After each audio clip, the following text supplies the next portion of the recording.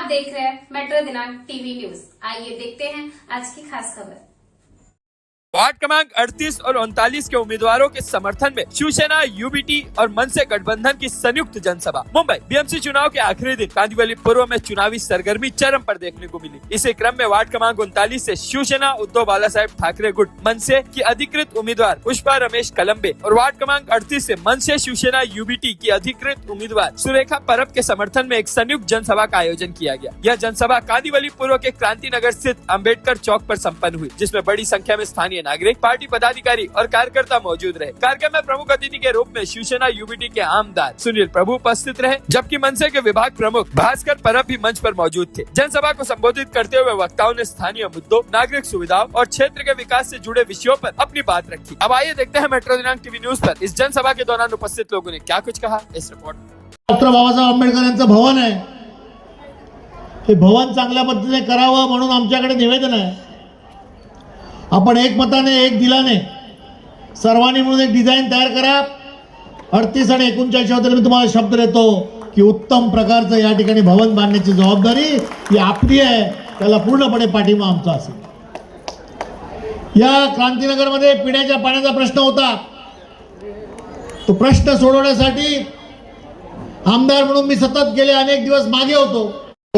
यासाठी आपल्याला एका बाजूला इंजिन आणि एका बाजूला मशालीला आपल्याला मतदान करायचं। या बाजूच्या भागातून क्रांतीनगरचा 120 फुटाचा डीपी रोड, जो डीपी रोड लोखंडाला पर्यंत जातो, पलीकडे गोकुळधामला फिल्म सिटी पर्यंत जातो, त्याच्यामध्ये जाणारी जी घरं आहेत त्या घरांना याच ठिकाणी 300 चौरस फुटाचं घर हे महानगरपालिकेने दिलं पाहिजे आणि त्याचबरोबर एकही माणूस अपात्र होता कामा नये याची जबाबदारी आमदार म्हणून मी घेतली आहे। माझ्या सोबतीला 2 नगरसेवक आपण निवडून दिले, तर ते देखील आपण उत्तमपणे प्रत्येकाला घर देण्याचं काम या ठिकाणी करू। वरती संजय गांधी राष्ट्रीय उद्यान आहे, फॉरेस्टचा भाग आहे। गेली अनेक वर्ष आपण संघर्ष करतोय। कोर्टाने सांगितलं की यांना कायमस्वरूपी घरं द्या। चांदिवलीला घरं बांधली गेली, परंतु चांदिवलीला बांधलेली घरं तिकडे टीडीआर घोटाळा केला गेला आणि त्यानंतर घरं बांधण्याचं काम थांबलं।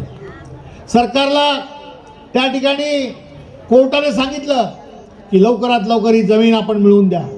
उद्धव ठाकरे मुख्यमंत्री असताना आरे कॉलनीमध्ये 90 एकर जमीन ज्या झोपड्या बांधण्यासाठी आपण आरक्षित ठेवलेली आहे, पण त्या 90 एकरवरती घरं होणार नाहीत। तर या संजय गांधी राष्ट्रीय उद्यानाच्या बाजूला शासनाचा भूखंड घेऊन त्याच्यावरती घरं बांधण्यासाठी शासनाची कमिटी स्थापन करण्याचं काम सरकार म्हणून, आमदार म्हणून विधानसभेमध्ये आपण सतत लावून धरलंय आणि यावरती देखील काम सुरू आहे। लोक म्हणतात सरकार येतात, सरकार जातात, पण या झोपडपट्टी वासियांना घरं मिळणार कधी? मी आपल्याला शब्द देतोय की संजय गांधी राष्ट्रीय उद्यानातील या नागरिकांना झोपडपट्टीमध्ये पक्क्या स्वरूपाचं घर हे देईपर्यंत हा संघर्ष चालू राहील। पण तोपर्यंत एकही वीट संजय गांधी राष्ट्रीय उद्यानातील झोपड्याची हलणार नाही, हा शब्द आम्ही दिला होता, तो आम्ही पाळला। 2011 पर्यंतची जी घरं आहेत त्यांना शासनाने त्या ठिकाणी वास्तव्याचा अधिकार दिला। त्यामुळे संजय गांधी राष्ट्रीय उद्यानातील प्रत्येक घर जे 95चं असेल, 2000चं असेल, 2011 पर्यंतचं असेल, त्या प्रत्येक घराला त्या ठिकाणी कायमस्वरूपी 300 चौरस फुटाचं घर हे शासनाला, संजय गांधी राष्ट्रीय उद्यानाला द्यावं लागेल आणि तो देईपर्यंत आपला संघर्ष चालू असेल। आमदार म्हणून आपल्या पाठीशी इथून जाणारा पोईसर नादा जो आपल्या मतदारसंघातून जातो, त्याच्या बाजूला देखील सर्वे झालाय। एक सर्व्हिस रस्ता करायचा आहे आणि या रस्त्याला लागून कळलं की नाही ज्या झोपड्या जात आहेत त्यांना देखील नोटीस दिलेली आहे। या पोईसर नदीवर वॉटर ट्रीटमेंट प्लांट बसवलं जात आहे, त्याच्यासाठी ज्या झोपड्या जात आहेत त्यांना देखील नोटीस दिलेली आहे। पण या झोपडीवासींना दिलेल्या नोटीसमध्ये एकही झोपडीवासी अपात्र केला जाणार नाही, त्यांना सगळ्यांना पात्र करून त्यांना घरं दिलं जाईल। म्हणून मला 2 नगरसेवक आपण निवडून द्या अशी विनंती मी आपल्याला करतो। त्यामुळे नाल्यामध्ये ज्यांची घरं गेली आहेत त्यांना, या रस्त्यामध्ये ज्यांची घरं गेली आहेत त्यांना सगळ्यांना याच कुरारमध्ये दिंडोशीच्या या भागामध्ये आपण घरं देण्याच्या दृष्टीने येणाऱ्या काळात प्रयत्न करणार आहोत। आणि त्यामुळे मी जास्त वेळ बोलणार नाही, मी विकासावरती बोलतो। आमदार म्हणून जे काम केलं ते आपल्याला सांगतोय. आणि येणाऱ्या काळामध्ये येणारी जी कामं आहेत ती पूर्ण करण्यासाठी जो शब्द आम्ही तुम्हाला दिलाय तो शब्द पाळण्यासाठी माझ्या जोडीला 2 नगरसेवक आपण निवडून द्या. एका बाजूला इंजिनवरती आपण त्या ठिकाणी बटन दाबायचं आहे आणि एका बाजूला मशालीवरती बटन दाबायचं आहे. आणि मला विश्वास आहे की 15 तारीखला या भागातील प्रत्येक मतदार कोणीही किती अंमल दाखवलं तरी देखील मतदाराला उतरेल आणि आमच्या उमेदवाराला त्या ठिकाणी मतदान करेल. 16 तारखेला जेव्हा निकाल लागेल त्या दिवशी या भागामध्ये दोन्ही ठिकाणी आमच्या उमेदवाराच्या विजय मिरवणुका निघतील. असं काम ह्या सगळ्या भागातील मतदार करतील. मी जास्त वेळ बोलत नाही, ऊन आहे, आपण तापताय. मला वाटतं 11 वाजल्यापासून आपण बसलाय, 2 वाजलेले आहे, सभेची वेळ संपत आलेली आहे. त्यामुळे आपल्याला दोन्ही हात जोडून मी विनंती करतोय की आमच्याकडनं काही चुका झाल्या असतील, आपल्याबद्दल गैरसमज पसरवले गेले असतील तर मी सांगतो की आम्हाला क्षमा करा. पण आम्ही उत्तर भारतीय, आम्ही मराठी, आम्ही इकडचे डॉक्टर बाबासाहेब आंबेडकरांचे अनुयायी, बौद्ध समाजाचे लोक, मुस्लिम समाजाचे लोक, पारशी असतील, ख्रिश्चन असतील, आम्ही एकोप्याने राहतो, एकसंघ राहतो, आम्ही कुटुंब म्हणून राहतो. एकाही उत्तर भारतीयाला आतापर्यंत या ठिकाणी कुठचाही त्रास दिला नाही किंवा बौद्ध धर्मियाला त्रास झालेला नाही आणि मराठी माणसाला देखील त्रास झालेला नाही. कारण आम्ही भावंड म्हणून वावरतो, कुटुंब म्हणून वावरतो आणि हाच भाईचारा आपल्याला पुढे घेऊन जायचा आहे. आणि म्हणून आम्हाला या ठिकाणी आपण मतदान करा अशी मी विनंती करतो. धन्यवाद.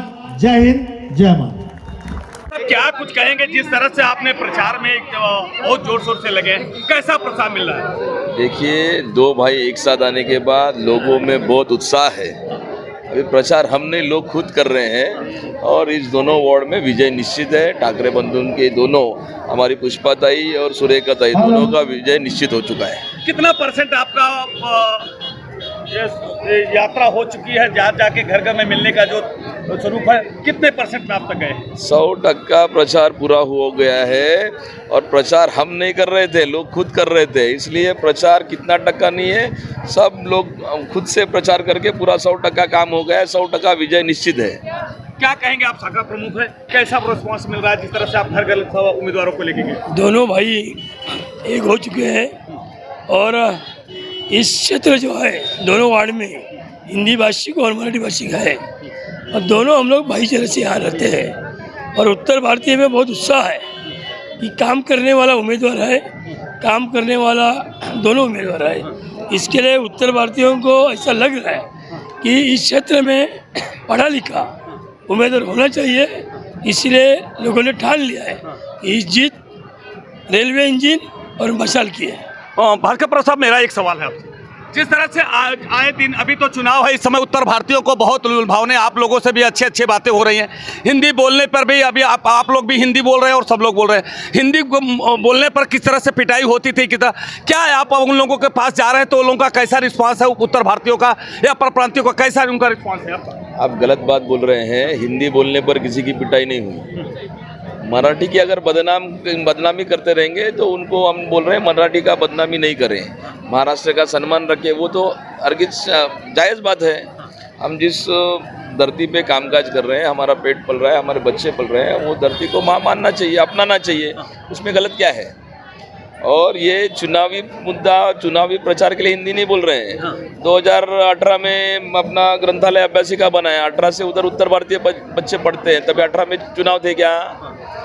2016 में एम्बुलेंस सेवा शुरू की जो अब तक चालू है, तभी चुनाव थे क्या? या बीच में सब चुनाव थे क्या? अभी हमारे ज्येष्ठ सब मिल के बैठते हैं ज्येष्ठ नागरिक कट्टा में, तो वो जब कट्टा बनाया तभी चुनाव था क्या? लोगों ने चुनावी मुद्दा बनाया है कि मन से ऐसा कराई, क्योंकि उनके पास दिखाने के लिए कोई काम नहीं है. आप एक प्रवक्ता भी हैं, वकील भी हैं, कानून के जानने वाले भी हैं. जिस तरह से एक वायरल एक न्यूज हो रही है कि पहले एक थे तो पीटते थे, 2 हुए हैं तो पीटेंगे, घसीटेंगे, बिना टिकट के यूपी और बिहार और वहाँ के गुजरात भेजेंगे. इस पर क्या कहेंगे? देखिए, अभी लोगों को पता चल चुका है, दोनों भाई साथ में आए हैं, उनका विजय निश्चित है. मराठी और मुंबई में जो रहने वाले उत्तर भारतीय हैं, मुस्लिम हैं, जो भी सब लोग हैं, राजस्थानी, गुजराती, सब लोग ने ठान लिया है. दोनों भाई को अभी चुनना है, उनका ही महापौर बैठने वाला है. तो अभी ये अफवाहें फैला रहे हैं.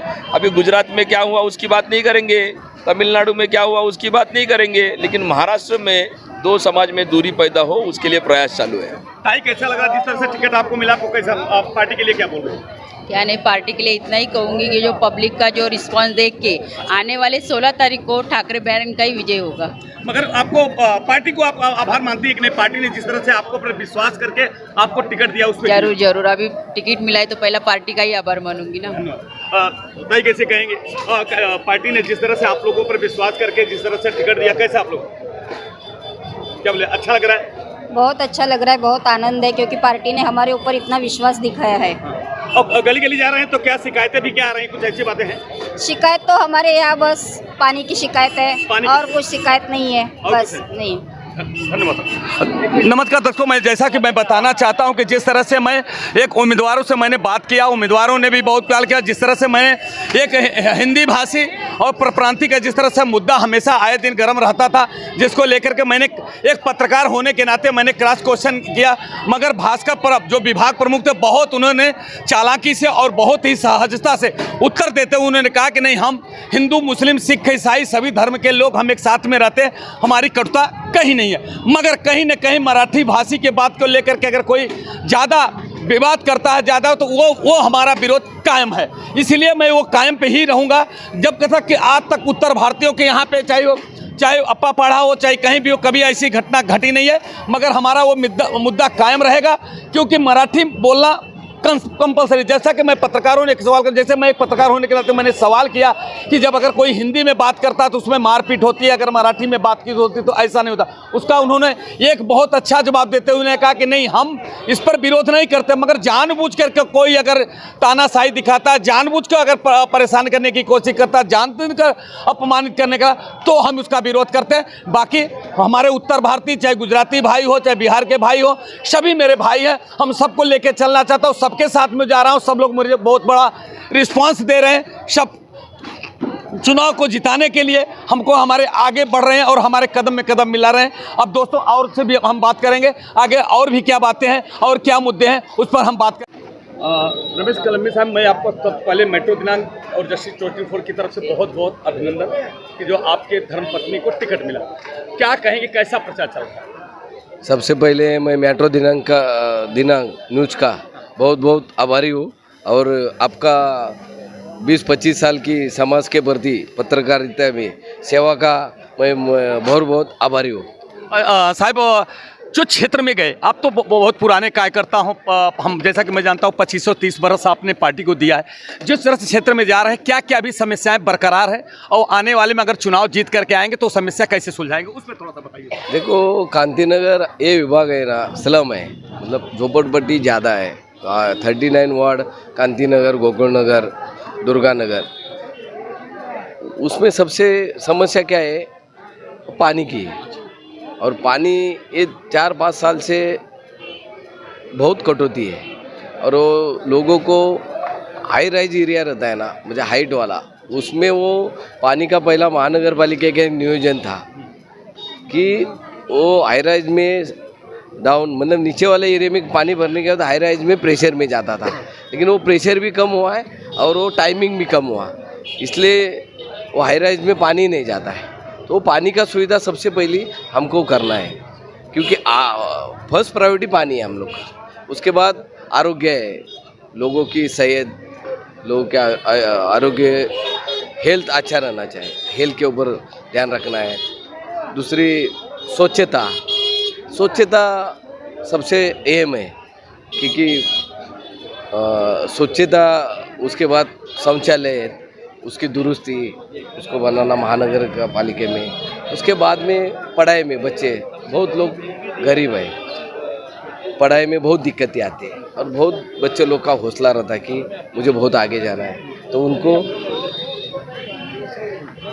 उनको आगे लेके जाने का कोशिश करेंगे। मगर कलम्बी साहब, जैसा कि आप जानते हैं 2500 वर्ष से आप यहाँ स्थानीय निवासी हैं। पहले लोग क्रांति नगर अप्पापाड़ा में इसलिए घर लेते थे कि यहाँ 24 घंटा पानी मिलता था। अब क्या वजह है, पानी कहाँ जा रहा है, और उसका जैसे एक प्रकार से अपहरण हो रहा है, किडनैपिंग हो गया है, और वो पानी कहाँ जाए उस पर थोड़ा सा बताइए कि कहाँ गया, क्यों नहीं पानी मिल रहा है लोगों को? आपको भी पता है उसका अपहरण हुआ है, क्या पानी कौन लेके गया है? अब अभी मेरे मुंह से नहीं सुनना चाहिए नहीं, तो आप ही बहुत के मुंह से बेटर अच्छा है। लगेगा क्योंकि आप उम्मीदवार नहीं। हैं। कहाँ बिल्डर के कहाँ कहाँ जा रहा है, कैसे जा रहा है, थोड़ा सा आप बोलेंगे तो देखो आप हम पत्रकार हैं, हम सवाल करना जानते हैं, हमको बाकी कुछ जानकारी है नहीं, आप ही के द्वारा हमें जानकारी मिलती है सर। जिसने भी पानी दिया है ना, जो भी लेके गया है उसको लोग अभी छोड़ने वाले नहीं 15 तारीख को। अच्छा। और 16 तारीख को हम लोग उसको जो पानी लेके गए ना उसके वापस लेके आने वाले। तो कौन लेके गया है साहब? वो तो आपको ही पता है। अरे मुझे कहाँ मालूम, अगर मैं आपसे सवाल करता है क्या सर? हम अभी नहीं बोलेंगे, अभी हम लोगों को पानी लाके देने का काम करने वाले हैं, इसलिए चुनाव लड़। धन्यवाद दर्शकों, जैसा कि मैं एक पत्रकार होने के नाते कलम्बे साहब आप 2500-3000 वर्षों से यहाँ पे एक स्थानीय रूप में एक सक्रिय जो उनकी सैनिक है, उनकी बहुत बड़ी भूमिका रही है, चाहे गली हो चाहे गस्ती हो, हमेशा मुद्दा उठाने का काम करते थे। दर्शकों ये मैं बताना चाहता हूँ, अभी शिवसेना 2 भागों में बट गई है। पहले एक रहती तो भी ये शिवसैनिक बन के हमेशा उन्होंने सेवा किया है। आज जो उद्धव बाला साहब ठाकरे की जो सेना, पहले हिंदू सम्राट श्री हम लोग तो उनको भगवान की जैसा मानते हैं, हिंदू के राजा मानते हैं, श्री बाला साहब ठाकरे की ये शिवसैनिक है, जो जन्म से ये लोग जब शिवसैनिक बने तब से कहीं इधर उधर भटके नहीं, मगर आज उनकी ये कृपा है कि सम्माननीय उद्धव बाला साहब ठाकरे ने इनकी धर्मपत्नी को टिकट दिया और आज समर्पित है। उनको मालूम है कि पानी कहाँ जा रहा है। अब ये चुनाव का दौर है, बोलना नहीं चाहते हैं कि कहीं काश मैं बोल गया तो ये पानी माफिया कहीं न कहीं पैर कतरने का काम करेंगे। पानी माफिया से शिवसैनिक डर गए हैं, मैं ये देख रहा हूँ, मगर शिवसैनिक का हौसला बुलंद है। उन्होंने कहा है कि जरूर मैं चुनाव होने के बाद रिजल्ट कुछ भी आए मगर उसका परिणाम गंभीर होगा, वो पानी जहाँ गया है वो पानी लाकर देने का काम करेंगे। मैं बहुत हमें खुशी है और मेरी शुभेच्छा है और ईश्वर उनको कामयाबी दे। अब तो देखना यही है कि ये जनता जनार्दन समर्पित कार्यकर्ताओं का साथ देती है या पानी माफियाओं के साथ जो साठगांठ करते हैं उनका साथ देती। तो बाला साहब ठाकरे साहब मुख्यमंत्री थे उस समय, उससे शिवसैनिक थे, उस समय क्या काम किए उसकी हम थोड़ा सा जानकारी लेना चाहते हैं, क्योंकि आज वो चुनावी मैदान में है उनकी धर्मपत्नी, इसलिए वो जवाब पूछना मुझे बहुत ज़रूरी है। कोई तरह तरह के आरोप लगाता है, तो कोई बोलता है खिचड़ी घोटाला हुआ तो कोई गलत, मगर आज उनसे मैं क्लियर करना चाहता हूं किसका किसका हाथ है और आपकी भूमिका क्या थी। क्या जो आपके मतदाता थे उनके साथ में आपका व्यवहार क्या था? क्या वो जो मतदाता हैं उनको आपने पानी से लेकर जो मूलभूत सुविधा है वो तो पहुँचाने का काम कर, जिस तरह से गाँव जाने के लिए लोग परेशान थे और भोजन के लिए परेशान थे, उनकी क्या भूमिका थी? चाहता हूँ कोरोना काल में आपकी भूमिका क्या थी, जबकि विपक्ष ये आरोप लगाता है कि खिचड़ी घोटाला हुआ, खिचड़ी खा गए। अब इस पे थोड़ा सा बताइए कि आपकी क्या भूमिका थी, क्योंकि ये वार्ड में थी। देखो, विपक्ष को जो भी आरोप लगाना है उसको लगाने दो, लेकिन महाराष्ट्र के मुख्यमंत्री कोरोना काल में उद्धव बाला साहब ठाकरे जी थे।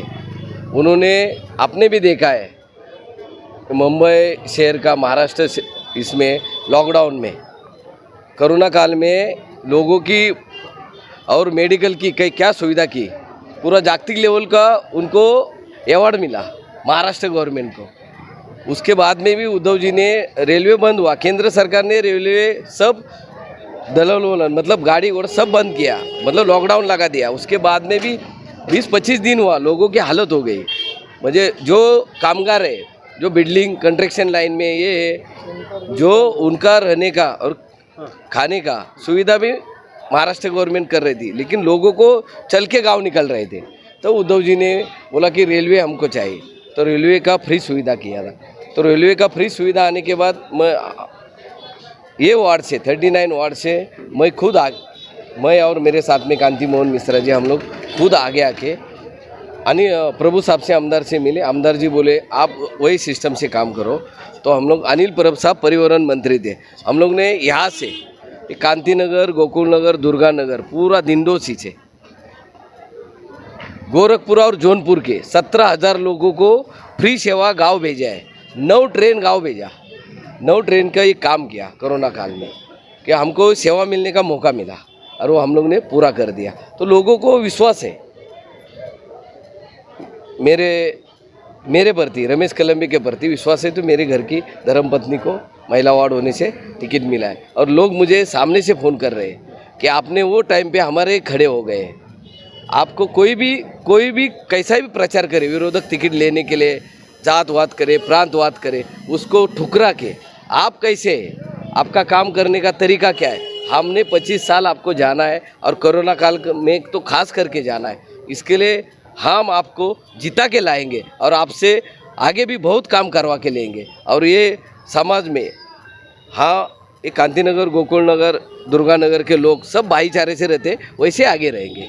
कलमे साहब, जैसा कि आप जानते हो, पहले यही शिवसैनिक जो पहला शिवसैनिक है, जो हिंदू हृदय सम्राट बाला साहब ठाकरे की स्थापना जो है मूर्जर, उसी के साथ जो विष्णु सावंत, विनया सावंत जो नगर सेविका अभी शिंदे गुट में चले गए, पहले इसमें थे, अभी छोड़ के उसमें चले गए हैं, दूसरे शिंदे गुट में चले गए। उनके जाने से क्या कोई फर्क पड़ेगा क्या? बहुत टाइम हो गया, अभी टाइम भी नहीं बचा है और टाइम भी बहुत हो गया है। देखो पार्टी आप तो खुद देखो गुरु जी, आपका पत्रकार देखा है मैं, आपकी कैसी है पत्रकार। यहाँ पे ना संगठन का कोई आदमी गया है, आपने देखा है। व्यक्ति जाने से संगठन नहीं हो जाता है, संगठन से व्यक्ति आगे आ जाता है। मैं भी आज आगे आया, वो संगठन का वजह से आगे आया है, रमेश कलम्बे का वजह नहीं आया है। संगठन है, वो संगठन आगे पीछे रहेगा तो वो व्यक्ति आगे जाके लोगों का प्रतिनिधित्व कर सकता है। आज ये नौबत नहीं आ सकती और वो टाइमिंग भी निकल चुका है। अभी कुछ उस बारे में बोल के कुछ फायदा नहीं। कलमे साहब, जब अभी तरह तरह के लोग आरोप लगा रहे हैं, जो निर्दलीय खड़े हैं, वो बोल रहे हैं कि नहीं, को महले का पैसा लेते थे और इस तरह से वसूली करते, माफियाओं से उनका संबंध है और डबल महले का पैसा लेते थे वो, ये अगर इस तरह से आप क्या कहते हैं? थोड़ा सा देखो, जो भी लेते थे तो लोग ही उनको बख्शिश देंगे ना। अभी जब मैं लिया है तो अभी देने का टाइमिंग है। आप जो बोले ना कि बहुत सा लोग आरोप कर रहे हैं, आरोप ऐसा ही नहीं होता है ना, आरोप ऐसा ही होएगा। ऐसे ही लोग देखो 9 साल उनको लोगों ने दिया है, 4 साल चुनाव नहीं हुआ, 5 साल लोगों ने जीत के दिया है और 5 साल 9 साल के बाद लोग क्यों बोलने लगे? उसके पीछे कुछ कारण रहेगा ना। मगर लोग बोल रहे हैं, मगर आप पक्के शिव सैनिक हैं, आप उनके दाहिना एक राइट हैंड मतलब शाखा प्रमुख थे। आपको जितना ज्ञान है उतना किसी को नहीं, आम आदमी को भी नहीं मालूम है, क्योंकि जो राइट में रहता है वो क्या अच्छा हो, क्या हो करना है, बुरा क्या करना है, वो आपको मालूम। तो व्यायामशाला में कई करोड़ रुपया आया, अब व्यायामशाला माना नहीं और बोले व्यायाम नहीं, राइट है ना, आप बोले राइट हैंड थे। संगठन में एक रूल है, संगठन चलाना शाखा प्रमुख का काम रहता है और कारपोरेशन नगर सेवक लोक प्रतिनिधि रहता है, लोगों ने चुन के दिया हुआ रहता है, वो लोगों का काम करना पड़ता है। मैं राइट हैंड था, मैं संगठन संभाला था, संगठन संभालने का मैंने काम किया था। लोगों को संभालना, जनता को संभालना उनका काम था। पैसा संभालने का काम नहीं करते थे, मगर ये तो जानकारी होगी नहीं, मैं संगठन संभाला। व्यायामशाला नहीं बना और 3 से 4 करोड़ रुपए घोटाला हो गया, उसके बारे में थोड़ा देखो, ये सब घोटाला हुआ, आप ही बोल रहे हैं। नहीं, हुआ है कि नहीं आप बोलो। नहीं, मैं नहीं बोल रहा है। आप नहीं बोलोगे? नहीं, मैं क्या बोल रहा है, आपने क्वेश्चन पूछा। सरकार किसकी है? आपकी थी। नहीं, अब नहीं है। नहीं, सुनो, सरकार किसकी है? अब तो लोक प्रतिनिधि लोगों ने चुन के दिया है। लोग महानगर पालिका का निधि आना नहीं आना वो संगठन का कोई ताल्लुकात नहीं रहता। संगठन का अपना पार्टी मजबूत करना, लोगों की सेवा करना, वही काम था मेरा। ना सर, जानकारी नहीं होती है। कार्यकर्ता रहता है, उसको भी मालूम कितना फंड आ रहा है, कितना। और आप तो राइट में शाखा प्रमुख की एक नगर सेवक, देखिए ये जड़ होती है साहब। आमदार खासदार नगर सेवक जो बनता है ना, जड़ से बनता है। जब पहले सबसे बड़ी प्राथमिकता शाखा प्रमुख को दिया जाता है, वार्ड अध्यक्ष को दिया जाता है। अगर ये आपको कहीं ना कहीं ठीक है, जो भी किया हुआ रहेगा उनको लोग 15 तारीख को बख्शिश देने वाले हैं और वो बख्शिश में उनको मालूम पड़ेगा मैंने क्या गलती किया था, वो सबक लोग ही देंगे। मेरा देने की ज़रूरत नहीं था, ना मेरा राइट हैंड की ज़रूरत है, ना कोई ज़रूरत नहीं है। उनको जनता ही देगी। जनता जनार्दन को सब पता चलता है। जनता जनार्दन का आशीर्वाद से ही आदमी गया बार चुन के आया था, अभी जनता जनार्दन ही बताएगा भाई, बस हो गया। धन्यवाद दर्शकों। जैसा मैं जानता हूँ कलम्बे साहब बहुत बचने की कोशिश की। जैसे कांग्रेस के उम्मीदवारों ने एक गंभीर आरोप लगाया गया था कि व्यायाम का करोड़ रुपए का घोटाला हुआ है। कई करोड़ का वो पैसा कहाँ गया, पैसा आया फंड पास हुआ और पैसा का पता नहीं है दर्शकों। ऐसा कांग्रेस के उम्मीदवारों ने और वहाँ के समर्थकों ने गंभीर एक आरोप लगाया था। मगर आज भी वही सवाल मैंने कलम्बे साहब से पूछ रहा था कि आप एक शाखा प्रमुख थे और एक समर्पित शिव सैनिक थे, मैं उनके राइट हैंड में रहा करते थे और आपको तो जानकारी होनी चाहिए। मगर दर्शकों, मैं बताना चाहता हूँ इस समय उनकी धर्मपत्नी उम्मीदवार है, वो कहीं न कहीं इससे बचना चाहते हैं कि मैं इसमें नहीं आऊँ, न कोई हमारे ऊपर आरोप लगे, न कुछ। बार बार हमारे जो जैसा कि एक पत्रकार का कहना होता है, दर्शकों, हमारा काम ये क्रॉस क्वेश्चन करना, घुमा फिरा के एक ही शब्द को 4 बार पूछना, ताकि किसी न किसी तरह से दूध का दूध और पानी का पानी सामने आना चाहिए। मगर फिर भी उन्होंने चतुरता से और चालाकी से बचने की कोशिश की और कुछ लोग उनके बगल में बैठे थे, वो बचाने का काम किया। उन्होंने खुल के बात नहीं किया दोस्तों, मगर कहीं न कहीं ये जांच का विषय है। और जैसा कि कांग्रेस के समर्थक लोगों ने गंभीर एक जो आरोप लगाए हैं, वो तो आने वाला वक्त ही बताएगा कि 15 तारीख को किसको सर पे ताज बंधेगा और किसे घर बैठाने का काम यहाँ की वार्ड क्रमांक की या यहाँ की क्रांति नगर, गोकुल नगर, दुर्गा नगर की जनता करेगी। ये तो इसी के साथ मैं अपने शब्दों को विराम देता हूँ। जय हिंद, जय महाराष्ट्र।